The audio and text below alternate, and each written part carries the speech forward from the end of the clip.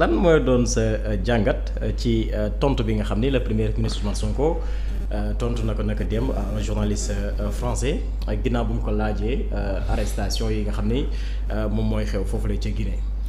waaw question boobu mooy par rapport ak crise interne yi c'est ça. C'est une réponse d'abord diplomatique. Dañuy faral di wax ne on ne dit pas tout dans l'espace public. Il y a des vérités yoo xamante ni mën nga ko wax nit ki. Mais doo ko wax ci mbedd sax soxna sax dina def loo xam ne jaaduwul wala muy def dara loo xam ne jaaduwul. Mais boo koy wax lu muy def jaaduwul doo xaar ba kër gi yëpp toog nga wax ko. Da ngay toog ngeen toog. Des fois ngeen toog ba 2 heures du matin nga yee ko madame dama bëgg ñu waxtaan. li nga def nii de bëggoon naa la ko wax depuis mais lii baaxul bàyyi ko mais mënoo ñëw publiquement ñëpp toog waaw voilà yow yaa def et cetera loolu kenn du ko yedd kilifa kenn du ko yedd ci mbedd. d'accord et moo tax la réponse du premier ministre Ousmane Sonko mënuloon nekk leneen du loolu tekkiwul ne maintenant que li am Guinée lu jaadu la tekkiwul loolu. parce que ñu si bëri ñu ngi naan lan moo tax autorités yi noppi ci li nga xam ne mi ngi xew. Guinée ba pare le premier ministre dafa dem. léegi loolu su waxoon c'est ça ce serait un incident diplomatique. Et également une ingérence su waxoon non nañ bàyyi. et cetera dafay nekk ingérence alors que les États sont souverains. yaa ngi dégg ce n'est pas la Guinée ou le président guinéen qui va donner instruction. Ou bien qui va apprendre à Bassirou Diomaye Faye comment gérer le Sénégal déedéet mais il peut lui conseiller lui suggérer des choses mais yoo xamante ni doon toog ci espace public bi ne leen sa réew bi gérer leen ko ne loolu mooy indi incidence diplomatique. D'accord loolu mooy ingérence alors que les pays sont indépendants ils sont souverains. Et quand ton état est souverain il y a des questions yoo xam ne mën nañ ko waxtaanee ci kaw am na question yoo xam ne war duñ ko waxtaanee ci suuf lañ koy waxtaanee. léegi li am Guinée nee naa la réew Guinée li fa am bu dee da ngay xool politiquement. il y a des choses qui se passent là-bas warul am parce que mënoo nekk ci réew nga ne benn baat du fi jóg. pour wax ne man àndoo ak man boo fi àndee àndoo ak man nga wax àndoo ak man ñu tëj la. Ousmane Sonko ne peut pas cautionner ça. parce que. li mu doon xeex 2021 ba 2024 genre boobu la. injustice waaw léegi mënoo ko xeex loolu nga ne s'il le faut même résister est un devoir. parce que constitution bi Sénégal bi comme la Guinée c'est un peu pareil c'est un peu les mêmes textes. La constitution guinéenne confère aux Guinéens le droit de manifester. Et le droit de contester de dire non à l'oppression de dire non à l'injustice. Et d'ailleurs de dire non à la violation de la constitution.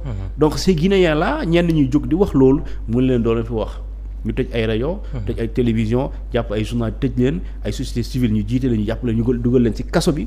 ñoo xamante ni ay défenseurs des droits de l'homme ils sont aujourd'hui ils ont disparu kenn xamul fu ñu nekk. donc loolu quand même su amee ci réew lu am solo pour ñu ciy wax.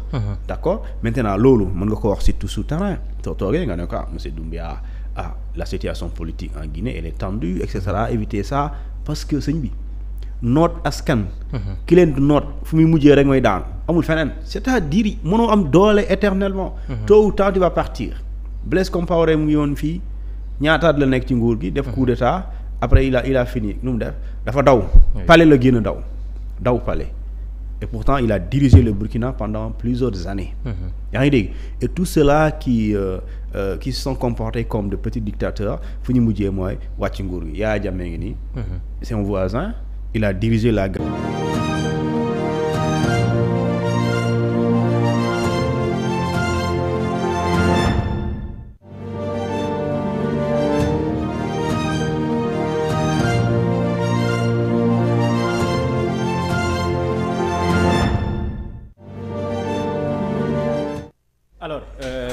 di jéggalu bu baax a baax mbokku internet 313 digital Thioune ñu ngi woon ci tontu bi nga xam ni le premier ministre Ousmane Sonko daal dina koy jagleel benn journaliste français bu ko laaj crise interne bi nga xam ni moom moo am foofu la ca Guinée. Alors yow la mooy sa réaction par rapport ak tontu bi premier ministre daal di def ci question boobu. waaw bon gars yi ñuy laajte ndax dañoo am problème connexion wax leen ni ñoom c'était techniquement waa Senelec ñoo def lu leen neex. c'est juste une petite erreur technique un petit souci technique. c'est réglé waa Senelec ñoo def lu leen neex. waaw des fois bon xam nga ça arrive. xam nga si la comme ni ma la ko waxee woon ci début bi mooy dafa am lu ñuy tuddee diplomatie. Et d'ailleurs l'objet du déplacement du voyage du Premier ministre. C'est un objet économique.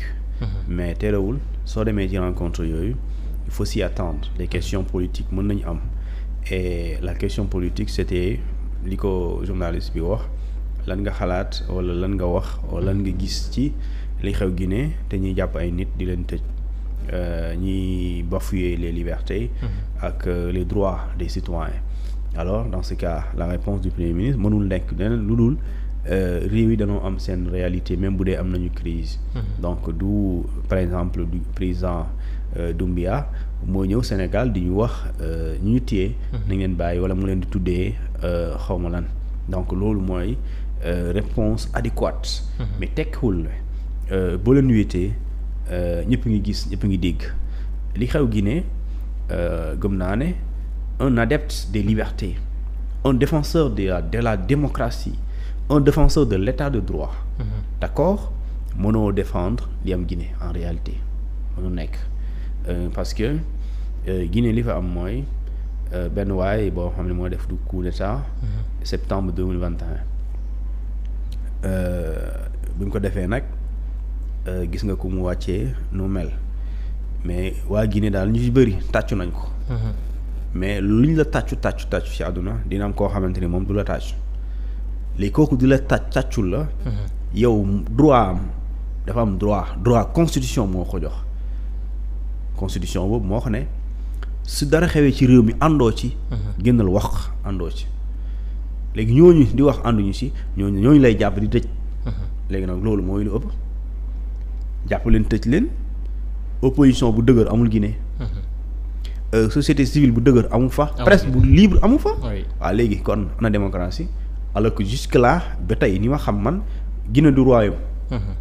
te loolu nga doon reprocher kii comment il s'appelle encore le président Alpha Condé. yow lu bëri yaa ngi koy def est-ce que parce que dañu ne dañuy askanu Guinée dañuy nekk ci pauvreté bu extrême. bu métti dund bu métti la ñuy dund. Alors qu'est-ce que tu as fait pour que dund bi changer da nga doon wax démocratie amu fi. Certes Alpha Condé violé na constitution force du troisième mandat d'accord constitution bi Guinée moo ko tere article 27 moo ko tere mais yow da ngaa def coup d'état sachant que da nga ñëw pour liggéey promettant plutôt. da nga ñëw pour liggéey pour que nga lépp nekkaat ci yoon. maintenant bu lépp di jaar yoon nag tamit nit ñi dañoo am seen ak seen yelleef mais waroo am droit de vie et de mort sur les gens. c'est-à-dire ku nga bëgg a jàpp nit yi kenn du wax et que loolu je pense que Ousmane Sonko mënu koo wax ci kaw. mais bu toogee quand même Ousmane Sonko mënul cautionner loolu parce que lu mel noonu mu amoon Sénégal. ñu ne benn nit par exemple ku opposé wu. nguur gi ñëw utal la pexe Karim Wade. ñu gis na mën na am doole gis nga fu mu jaar. CREI ñu éliminer ko ñu gis Khalifa Sall aussi boo ko bàyyee dina jóg ñu éliminer ko Ousmane Sonko aussi gis nga 2019 décembre ba 2024 chaque jour étape par étape chaque jour boo jógee ci lii dem filee ba octobre ba amnistie ni muy amee chaque jour problème la alors est-ce que loolu démocratie la woon loolu quand même mooy que ne mooy nit ki judd na ci réew mi waaye amul droit def politique amul droit doon dara ci réew bu ko waa réew mi soxlaa bu ko waa réew mi wóoloo loolu quand même Guinée mënoo dund loolu ba Sénégal nga gis waa yenn réew di ko dund ngay cautionner loolu mënu nekk léegi nag mënoo ko wax ci biti parce que nag soo ko waxee loolu dafay nekk un incident diplomatique